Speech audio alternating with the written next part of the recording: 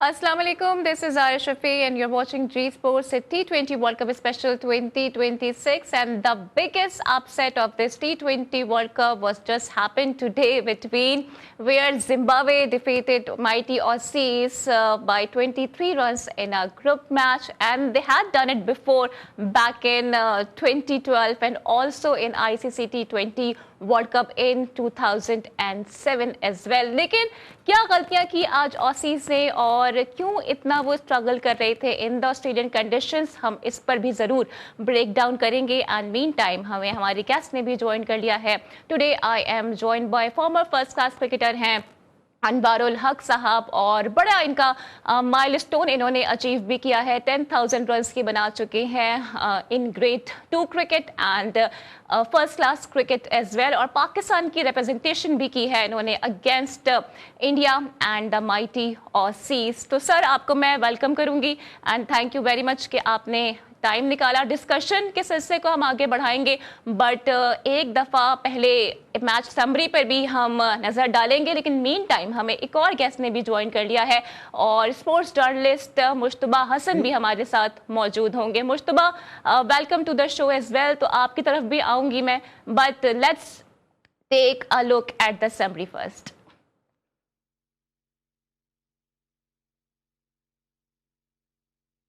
Australia ने जनाब आज टॉस जीतकर पहले बॉलिंग का फैसला किया, और ये फैसला काफ़ी हद तक टेरेबल उनके लिए साबित हुआ, क्योंकि सिर्फ मैट रेनशॉ थे जिनकी जानिब से 65 रन बनाए गए ऑन 44 बॉल्स, और बिसाइड्स जो अदर उनके प्लेयर्स थे वो काफ़ी अनइम्प्रेसिव किस्म के रहे और कोई परफॉर्मेंसेस नहीं आ पाई हैं। लेकिन अगर जिम्बाब्वे की हम बात करें तो they were phenomenal in the every expect of the game.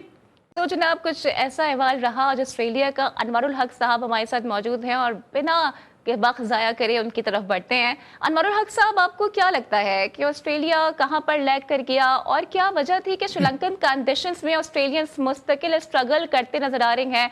Besides उनके पास एडम जेम्पा जैसा स्पिनर भी मौजूद है। बिस्मिल्लाहिर्रहमानिर्रहीम। Zara, thank you very much. असल में बात यह है कि ऑस्ट्रेलिया की टीम का नाम बहुत है, और अभी जो मैं समझता हूँ कि जो पाकिस्तान से भी ये सीरीज़ खेल के गए हैं और वो यहाँ पे उनको वाइट वॉश किया है, तो वो एक बैक ऑफ माइंड में उनके ये भी एक जहन में था। और मैं ये समझता हूँ कि जिस तरह की ऑस्ट्रेलियन क्रिकेट टीम है, और जबकि उनके मेरे ख्याल से उनके ऑस्ट्रेलियन क्रिकेट बोर्ड के बाद 6 बड़ी टूर्नामेंट के वर्ल्ड कप जो है ना उनके कवर्स में हैं, और आज जिस तरह से उन्होंने मुजाहरा किया, और पिछले मैच में भी वो ऐसा जाहिर हो रहा था कि जैसे ओवर कॉन्फिडेंस हैं। और अब ये जो वर्ल्ड कप हो रहा है, ज़ारा, वो टीमें वो नहीं रही हैं जिनको आप अंडररेट करते थे। अब ये टीमें काफ़ी अरसे से वर्ल्ड कप वगैरह भी खेल रही हैं और अपने होम सीरीज़ भी खेलती हैं, और अब इनका जो खेलने का अंदाज है ना वो अप टू द मार्क है। तो लिहाजा ये वो वक्त चला गया कि इनको बआसानी ज़ेर कर लिया करते थे हम। ये 2-4 टीमों को, नीदरलैंड हुआ, ये अपने जिम्बाब्वे हुए, अब ये लोग जो है ना बहुत टफ कॉम्पिटिटर हो गए हैं। ठीक है, तो मुश्तबा, आपको क्या लगता है कि what went wrong for Aussies? क्या वाकई ओवर कॉन्फिडेंट हो गए थे? देखिए, सबसे पहले तो ऑस्ट्रेलिया की अगर बॉलिंग की हम देखें, थोड़े नज़र दौड़ाएं, तो स्टार का ना होना, कमिंस का ना होना, हेजलवुड का ना होना, ना तजर्बेकारी जो है उनको आड़े आ रही है। और जो एक बॉलिंग डिपार्टमेंट अगर देखा है तो उनका काफ़ी कमज़ोर नज़र आ रहा है। बैटिंग में भी अगर हम बात करें तो कई सीनियर प्लेयर जो हैं वो परफॉर्म नहीं कर पा रहे, जिस तरह पाकिस्तान की सीरीज़ में उन्होंने परफॉर्म नहीं किया। फिर वर्ल्ड कप जैसे शुरू हुआ है उसकी कंडीशन, क्योंकि वहाँ का मौसम भी मेरे ख्याल से ऑस्ट्रेलिया की इतना साजगार नहीं है। दूसरी तरफ अगर हम बात करते हैं जिम्बाब्वे की, तो जिम्बाब्वे की परफॉर्मेंस में हमने बेहतरी नजर आई, बॉलिंग बड़ी अच्छी कराई है। ब्लेसिंग जो थे जिम्बाब्वे के लिए आज बिल्कुल सही मायनों में ब्लेसिंग साबित हुए।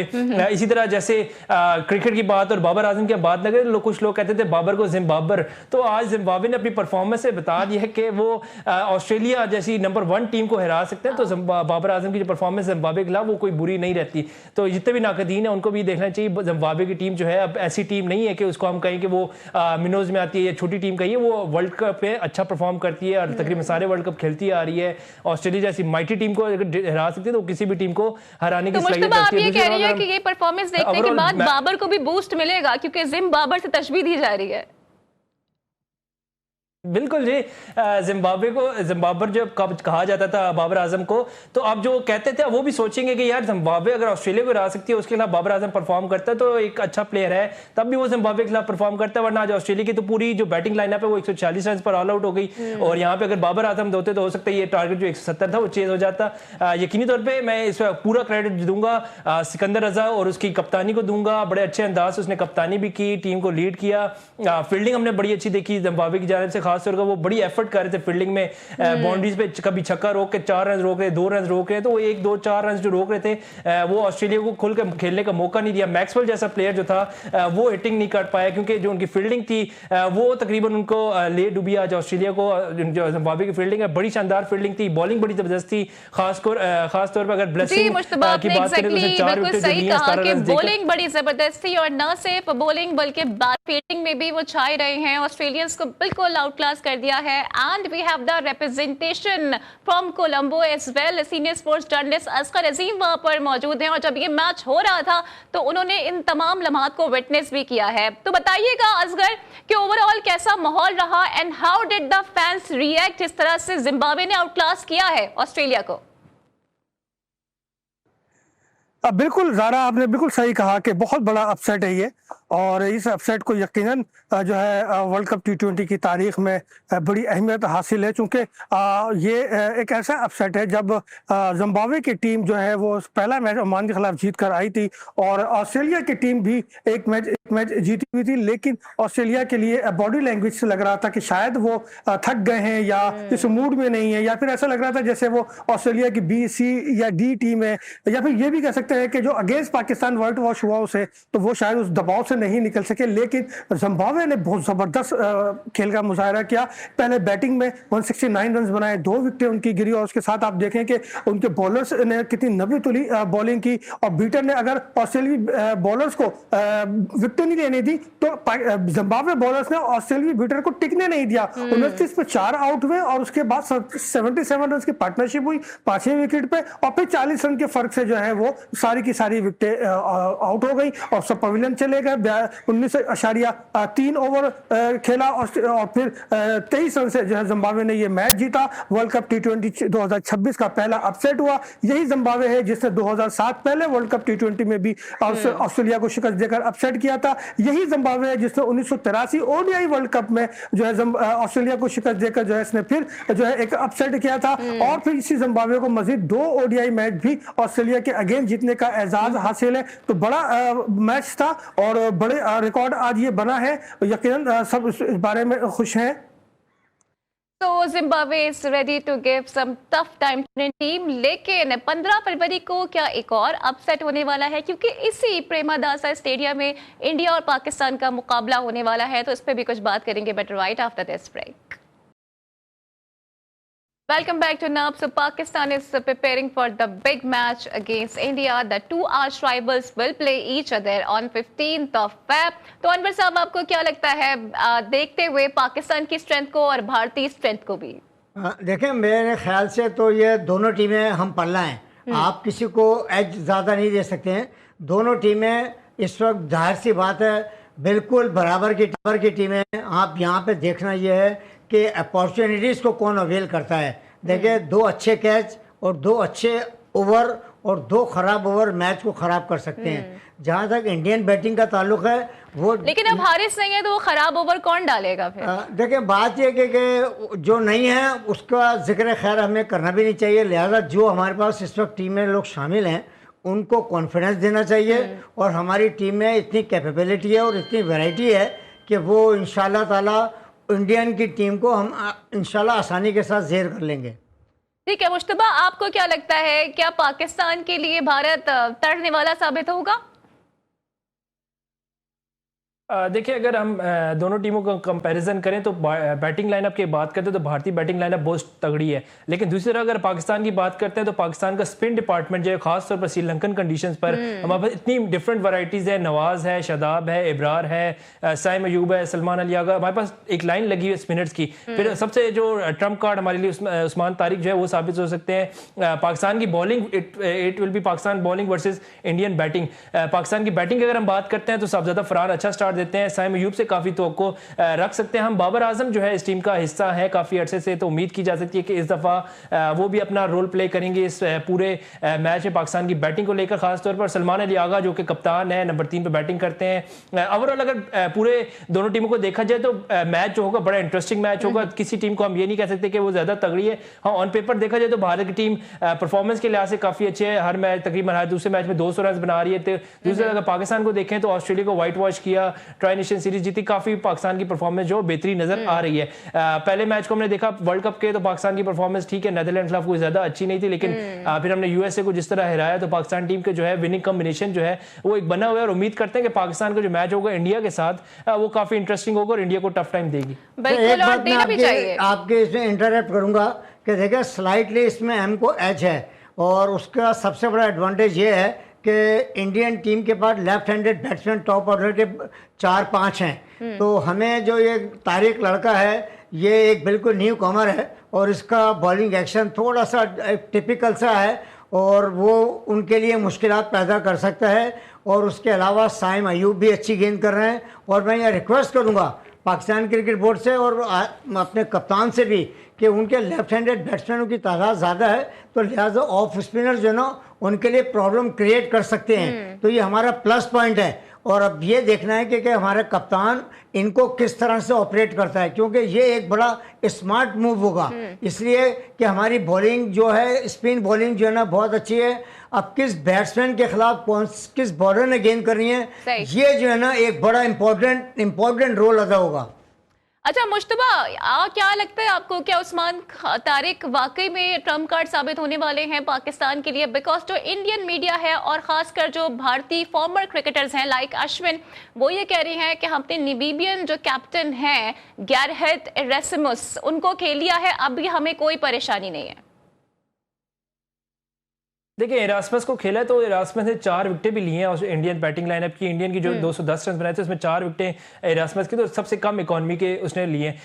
वो इरास्मस और ये उस्मान तारिक जो है उससे कई गुना ज़्यादा बेहतर बॉलर है। अगर ऑन कार्ड अब देखें, उसकी परफॉर्मेंस देखें तो उसकी परफॉर्मेंस को अगर देखें और उसकी जिस तरह की बॉलिंग है, उसका जो स्लिंगी एक्शन है, वो बॉल को इतना बाउंस नहीं देता, जिसकी वजह से बैट्समैन को हिट करने में इतनी मुश्किल पेश आती है। उसकी ओवरऑल परफॉर्मेंस देखें, जिस तरह वो असाब पे शिकार हो चुका है भारत के, उनका अब शुरू से भी यही कह रहे हैं कि उस्मान तारिक का एक्शन ये, उस्मान तारिक का एक्शन, उसको सोशल मीडिया देखे तो वो कह रहे हैं कि जी इसका तो बैन होना चाहिए, इसको तो एक्शन ही क्लियर नहीं है। तो ये सारी चीजें जो है back of the mind Bharat के बैट्समैन के भी दिमागों में जरूर होंगी कि इसको कैसे खेला जाए।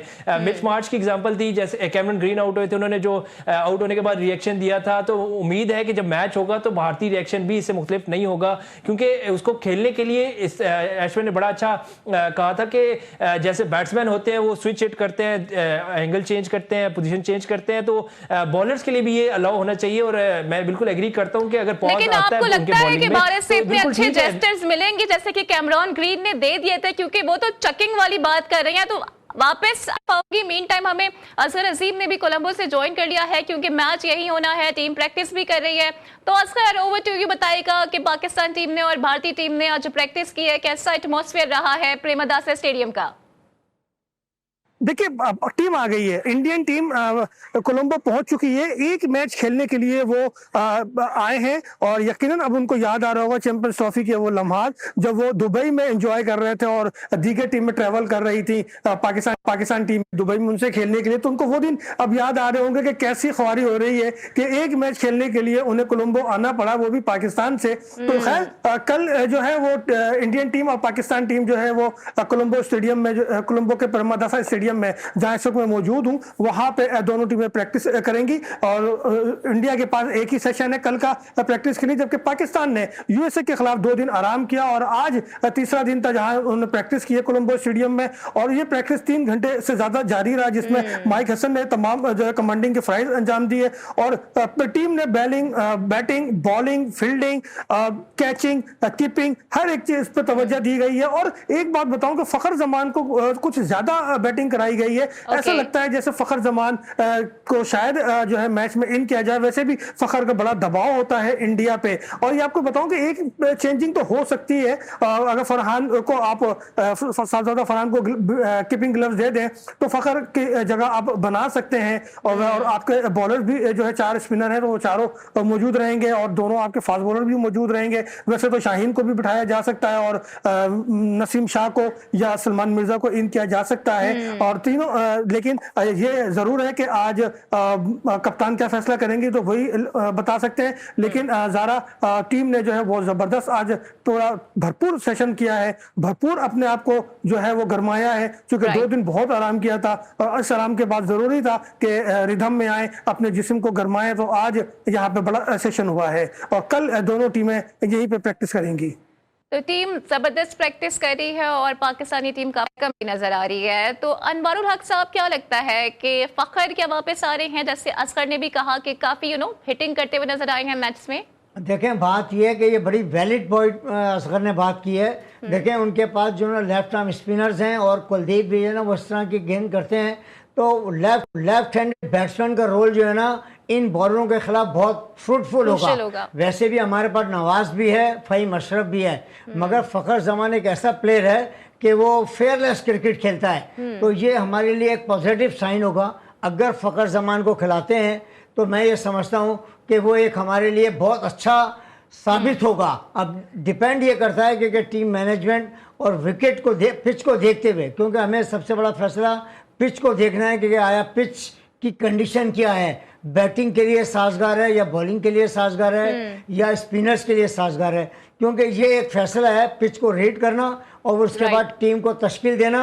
और हो सकता है, जैसे मेरा भी ख्याल है, हो सकता है कल शाहीन शाह अफरीदी को रेस्ट कराया जाए और फ़खर जमान को इन किया जाए। और एक और तब्दीली भी हो सकती है जो मेरी अपनी गट्स फीलिंग है कि हो सकता है उनकी जगह पे उस बच्चे को जो है अपने क्या नाम है उसका नया जो लड़का आया उसको नाफे को कीपिंग कराएं और बैटिंग कराएं और उसको रेस्ट कराएं। ठीक।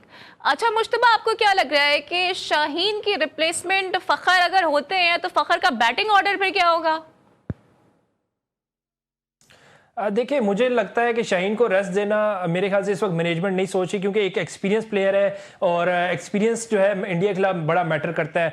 फ़खर जमान की जगह जो है मुमकिन तौर पर मोहम्मद उस्मान को जो है ड्रॉप किया जा सकता है, क्योंकि आपके पास ऑलरेडी साहबजादा फरहान जो है विकेट कीपर के फ्राइज अंजाम दे चुके हैं, पहले PSL में भी दे चुके हैं, इंटरनेशनल मैचेस में भी दे चुके हैं। तो हमारे पास विकेट कीपिंग की ऑप्शन मौजूद है। हम अगर कहते हैं कि पाकिस्तान की बैटिंग को मजीद मुस्तहकम किया जाए तो फ़खर जमान को खिलाया जाएगा और उसकी जगह मोहम्मद उस्मान की जो है कुर्बानी दी जाएगी। हाँ, उसका बैटिंग नंबर जो है वो डिसाइड करना थोड़ा सा इस वक्त हमारे लिए भी मुश्किल है, क्योंकि आपने अगर सलमान अली आगा, क्योंकि वो कप्तान है, उनको एडजस्ट करना है टीम में, तो आपने उसको पावर प्ले के ओवर्स में एडजस्ट करना है। अगर फ़खर जमान खेलते हैं तो उनका नंबर वही होगा जो मोहम्मद उस्मान खान को दिया जाता है, यानी 5वें या 6वें नंबर पर आ सकते हैं। हाँ, अगर पाकिस्तान का स्कोर दूसरी इनिंग में चेज करने जाता है और स्कोर ज्यादा होता है, रिक्वायर्ड रन ज्यादा है, तो हो सकता है उनको ऊपर भेज दिया जाए, बाबर आजम से ऊपर भेज दिया जाए। लेकिन मुझे ये लगता है कि उस्मान खान की जगह फ़खर जमान बैटिंग करेंगे और जो बाकी टीम है शाहीन अफरीदी या जितने भी टीम है वो एज इट इज जो विनिंग कॉम्बिनेशन हमारा वो बरकरार रखेंगे। अनवरुल हक साहब, आपको क्या लगता है, क्या फिर फरहान से कीपिंग करवाई जा सकती है? बिकॉज इस्लामाबाद यूनाइटेड ये एक्सपेरिमेंट कर चुके हैं और बड़ा बुरा इसका नतीजा निकला था इन द पास्ट। देखें, बात यह फरहान ने जो ना टोटली रिफ्यूज़ कर दिया था क्योंकि मैं जो ना कीपिंग नहीं कर सकता हूँ, मगर just for the sake of Pakistan ये बड़ा इंपॉर्टेंट मैच है। अगर वो कीपिंग कर लेते हैं, देखिए वो बैटिंग के अंदर एक्स्ट्राऑर्डिनरी परफॉर्मेंस दे रहे हैं, वो इस वक्त पाकिस्तान के सबसे अच्छे बैट्समैन के तौर पर सामने आ रहे हैं। मगर फ़खर जमान की इंक्लूजन जो है ना वो इस वक्त हमारे लिए बड़ी फ्रूटफुल साबित हो सकती है। हाँ, मैं ये बात कह सकता हूँ कि एक अगर हमारा तेज़ बॉलर से भी हम गेंद करते हैं और साइम अयूब से अगर हम नई गेंद कराते हैं या ऑफ स्पिनर, देखें उनके पास 4 जो लेफ्ट हैंडेड बैट्समैन है ना वो टॉप क्लास बैट्समैन है, मगर हमारे ऑफ स्पिनर जो है ना वो उनके लिए मुश्किलात पैदा कर सकते हैं। ये एक गैम्बल हम कर सकते हैं। हो सकता है शाहीन शाह अफरीदी को खिला के फ़खर जमान को खिला के नई गेंद फ़हीम अशरफ से और एक स्पिनर से करा के हम हो सकता है इस तरह टीम कॉम्बिनेशन से जाएं, क्योंकि ये ऑफ स्पिनर जो है ना उनके जो top class of left handed batsman है उनके लिए प्रॉब्लम क्रिएट कर सकते हैं। अब let's hope for the best कि पिच का बिहेवियर कैसा है, क्योंकि अभी हमें ये पिच का बिहेवियर नहीं पता। मुझे अपनी गट्स फीलिंग है कि वो बैटिंग पिच बनाएंगे। सही। और वैसे भी पाकिस्तान ने जो अभी तक मैचेस खेले हैं वो कोलंबो में तो खेले हैं, लेकिन जाहिर है कि प्रेमदासा में अभी T20 वर्ल्ड कप का कोई मैच पाकिस्तान ने नहीं खेला है, तो ये एक डिसएडवांटेज पाकिस्तान को कहीं ना कहीं हो सकता है। मुश्तबा, जरा किंग की बात कर लेते हैं, बाबर आजम की, कि उन पे कितना दबाव होगा अगेंस्ट इंडिया। स्टैट बहुत ज्यादा अच्छे नहीं है, 68 बेस्ट हैं उनके, 26 की एवरेज है और 128 का स्ट्राइक रेट है। देखिए, अगर हम बाबर आजम की बात करते हैं, वो किसी भी टीम के खिलाफ हो, इंडिया को छोड़ दें, आप किसी भी टीम के खिलाफ खेलें, तो हमें बाबर आजम से यही उम्मीद है कि वो T20 को T20 की तरह खेलें। T20 में हमें वनडे या टेस्ट बैटिंग जो होती है वो जरूरत नहीं है, आपकी विकेटें गिरती रहें लेकिन आपने रन्स को रुकने नहीं देना, ये T20 का असल इंटेंट है। साहबजादा अफरान जो है वो ठीक है छक्के चौके लगा लेते, लेकिन वो रोटेशन ऑफ स्ट्राइक नहीं करते। अगर साहबजादा अफरान और बाबर एक साथ बैटिंग करते हैं तो हमारा सारा जो फोकस होगा वो एक तरफ बाबर सिंगल डबल लेते हैं तो दूसरी तरफ साहबजादा अफरान जो है वो छक्के चौके लगाते हैं। बाबर आजम से ये उम्मीद हमें करनी चाहिए कि अपने कैरियर का आखिरी वर्ल्ड कप समझ के खेलें और परफॉर्म करके दिखाएं, क्योंकि उनकी जो परफॉर्मेंस है यूएसए के लिए उन्होंने 46 रन बना लिए, तो इसमें ये डिपेंड नहीं करता कि वो 46 रन को अगले अपनी जगह पक्की करने के लिए खड़े रहें और कहें जी मैं पूरा वर्ल्ड कप खेलूंगा। उनको बड़ी अहम पोजीशन दी है, चौथे नंबर पे जो बैटिंग करने आते हैं उस वक्त हमें चाहिए कि वो तेज खेलते हैं, क्योंकि 10 ओवर तकरीबन गुजर चुके होते हैं और हर टीम की कोशिश होती है कि ज्यादा से ज्यादा रन उसके बाद बनाए जाए। अगर हम उस पोजीशन बाबर आजम को खिलाते हैं तो ये बाबर आजम को इस चीज को समझना चाहिए कि बाबर आजम को टीम में एडजस्ट किया गया है, उनको वापस लाया गया है। उनको सोशल मीडिया के इतना स्ट्रांग था कि हमें प्रेशर था, हमारी सिलेक्शन कमेटी भी काफी प्रेशर था उनको टीम में वापस लाना। अब आगे तो आके परफॉर्म करें, अपने चौथे नंबर पे जगह जस्टिफाई करें, वरना ओपनर से तीसरे पे है, तीसरे से चौथे पे है तो चौथे से वो टीम से बाहर भी हो सकते हैं। हमारे पास बैकअप प्लेयर मौजूद है, ख्वाजा नाफी बड़ा अच्छा प्लेयर है, फखर जमान बड़ा अच्छा प्लेयर है, तो बाबर आजम को चाहिए कि अब जो है इस इंडिया के खिलाफ मैच में अपना आखिरी वर्ल्ड कप मैच समझ के खेले और इसको परफॉर्म करके दिखाए। बिल्कुल, बाबर आजम को परफॉर्म तो करना होगा और मेरे ख्याल से नंबर सूर्या कुमार ने इनिंग्स खेली थी, ऐसी ही इनिंग्स पाकिस्तान के लिए बाबर आजम को भी खेलना अब लाजिम मलजूम हो गया है। And by the way, Premadasa stadium में 15 फरवरी को बारिश के भी इम्कानात बहुत ज्यादा हो गए हैं, तो अभी ब्रेक पे जाते हैं, वापस आएंगे तो वेदर प्रेडिक्शन भी आपके सामने रखेंगे। Stay tuned with us. Welcome back, Junab. So India and Pakistan match is set to be played on 15th of February and rain with the thunderstorm is also expected on Sunday. तो quickly चलते हैं असगर अजीम के पास और उनसे पूछते हैं कि what are the weather conditions in Colombo right now? Asghar, क्या chances of rain कुछ कम हुए हैं 15th of Feb के लिए?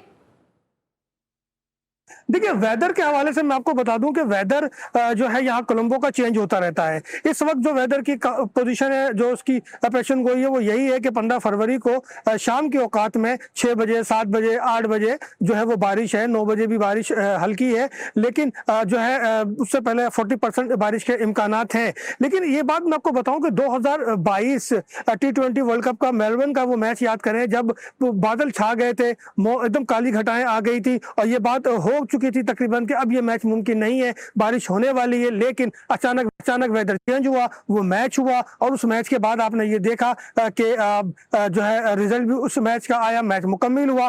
तो कोलंबो का मौसम भी ऐसे ही है कि 15 तारीख तक क्या पता वेदर चेंज हो जाए, बारिश जो है वो ना हो, या हो भी तो इतनी ज्यादा ना हो और मैच जो है यहाँ मुकम्मल हो। वैसे रिकॉर्ड के हिसाब से मैं आपको बताऊं कि पाकिस्तान और इंडिया के दरमियान T20 और ओडीआई वर्ल्ड कप मिलाकर 15 या 16 मैच खेले गए।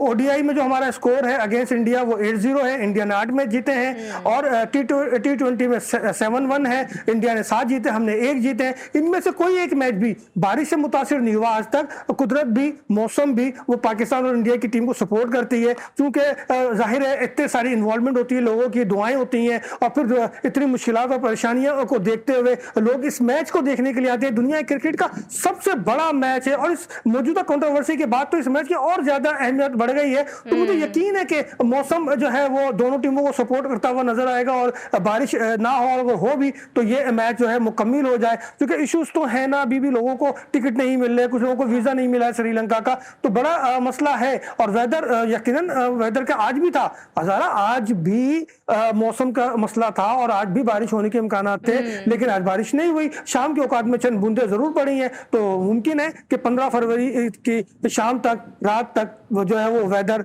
जो है वो पाकिस्तान और इंडिया के हक में आ जाए। तो वेदर कंडीशंस जो हैं वो काफ़ी अनप्रिडिक्टेबल हैं। कोलंबो में असगर हमारे साथ मौजूद थे। Thank you very much for joining us. और मुश्तबा, अभी मैंने एक क्लिप देखा जो हिट कर रहा है काफ़ी ज़्यादा, भारत के स्टेडियम का क्लिप है जहां पर जो लेफ्ट ओवर किस्म की कोक है ना वापस बॉटल में सर्व करके क्रिकेट फैंस को सर्व की जा रही है। तो इतना बड़ा बोर्ड है लेकिन नाक के नीचे इतनी छोटी हरकतें हो रही होती हैं मुश्तबा।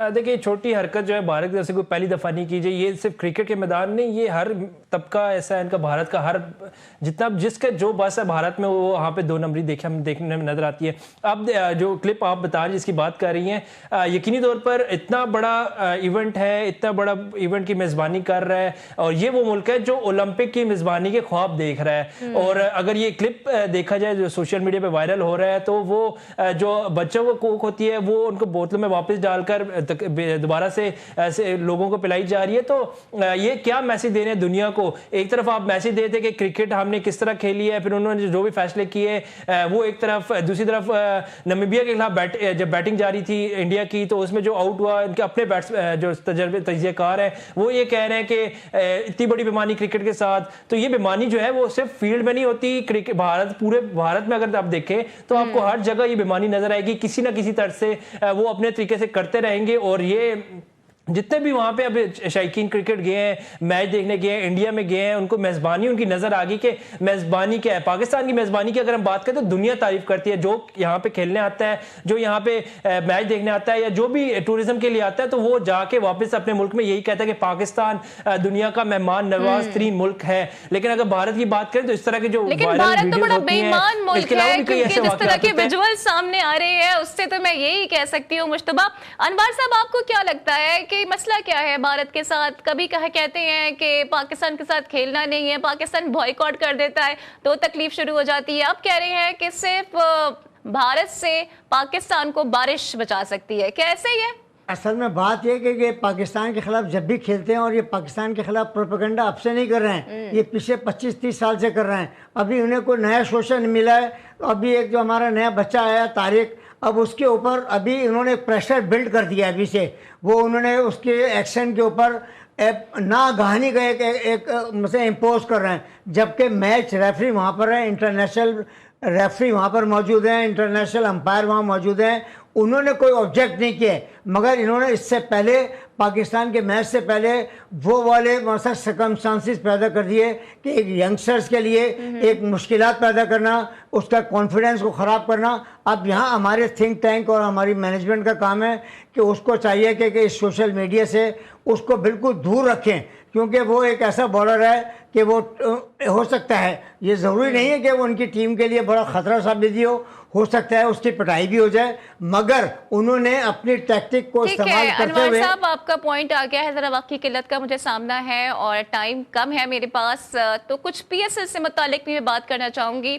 मुश्तबा, आपने देखा कि अहमद शहजाद नेशनल टीवी पर रो पड़े, क्या उनके साथ नाइंसाफ़ी हुई है? आप भी समझते हैं ऐसा? और ख़ासकर उमर अकमल को लेके कहा जा रहा था कि उनका कम बैक बहुत जल्दी होने वाला है, लेकिन अब लगता नहीं है ऐसा, अनफॉर्चुनेटली। देखिए, अहमद शहजाद की अगर मैं बात करता हूँ तो अहमद शहजाद वो क्रिकेटर हैं जो पहले PCB पे बोलते हैं और फिर वो एक्सपेक्ट करते हैं कि वो टीम में वापस भी आएँ। उनकी जो परफॉर्मेंस थी, जब उनको मौके मिलते थे तो वो उस तरह की परफॉर्मेंस नहीं करते थे, वो दीगर चीज़ों में काफ़ी इन्वॉल्व रहते थे, लेकिन अपनी परफॉर्मेंस पे कोई बात नहीं करते थे। अब जब वो टीम से बाहर हुए हैं तो अब उनको सब में बुराइयाँ नज़र आ रही हैं। उनको ये भी नज़र आ रहा है कि बाबर सही नहीं खेल रहा, उनको ये नज़र आ रहा है कि शाहीन शाह अफरीदी की परफॉर्मेंस क्या है या नसीम शाह की क्या परफॉर्मेंस है, लेकिन अपनी जब टीम में होते थे वो परफॉर्मेंस देते नहीं थे। तो अब रोने का क्या फायदा? अब तो मेरे ख्याल से चीजें उनके हाथ से निकल चुकी हैं। और दूसरी तरफ अगर उमर अकमल की हम बात करते हैं तो उमर अकमल का जो एक इशू चल रहा था, पहले उनका एटीट्यूड इशू था, वो हमने देखा कि काफी हद तक बेहतर हुआ, लेकिन अब उन्होंने वेट गेन कर लिया। अब वो क्रिकेटर लगते नहीं है, अब मुझे क्रिकेटर ज्यादा वो रेसलर लगते हैं। और उनका अगर क्रिकेट में कम बैक करना था तो उनको अपनी पहले फिटनेस पे काम करना था। कामरान अकमल को देख लें, अदनान अकमल को देख लें, तीनों भाइयों का एक ही मसला था कि ये लोग क्रिकेट से ज्यादा इधर उधर की जो चीजें थी उसमें इन्वॉल्व रहते थे। बाबर आजम के कजन थे। पॉइंट आ गया है। अनवर साहब, आप क्या इसमें ऐड करना चाहेंगे? क्या आप भी मुत्तफिक हैं मुश्तबा की बातों से? देखिए, मुश्तबा की बात से मैं इस बात से इत्तेफाक करूंगा कि उनका फिटनेस लेवल जो है ना बहुत ख़राब है।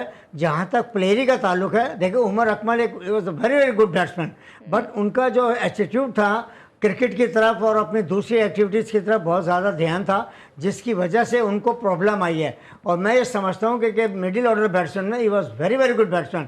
शहजाद का भी यही प्रॉब्लम थी कि जिस वक्त वो क्रिकेट खेलते थे तो उनका जो बिहेवियर, उनका एटीट्यूड जितना थोड़ा सा बहुत हटकर था, मगर प्लेयर दोनों बहुत अच्छे थे और बहुत अच्छे हैं। मगर चूंकि अभी कई साल से वो क्रिकेट खेल नहीं रहे हैं, तो लिहाजा उनका कम बैक थोड़ा सा मुझे ऐसा लगता है कि ज़रा मुश्किल नज़र आ रहा है, क्योंकि अभी PSL की जो ये ऑक्शन हुई है अभी उसमें उनमें भी उन दोनों का अभी तक नाम शामिल नहीं हुआ है। क्रिकेट पॉइंट ऑफ व्यू से both are very very good batsman, अपने ठीक है, both are very good player थे। बैट्समैन, लेकिन माजी में इसमें भी कोई दो राय नहीं है कि एटीट्यूड के बहुत ज्यादा मसाइल रहे भी हैं। तो हमारे साथ मौजूद थे अनवरुल हक साहब और मुश्तबा, आप दोनों का बहुत शुक्रिया। और कल होगी हमारी स्पेशल ट्रांसमिशन जिसमें हमारे साथ मेहमान होंगे कमर रजा इफ़ी और अब्दुल माजिद भट्टी साहब। एंड मीन टाइम कोलंबो से हमारे साथ मौजूद थे असगर अजीम, आपका भी बेहद शुक्रिया। इसके साथ ही इजाजत दीजिए, कल होती है आपसे फिर मुलाकात, same time same place. Till then take care, अल्लाह हाफिज़।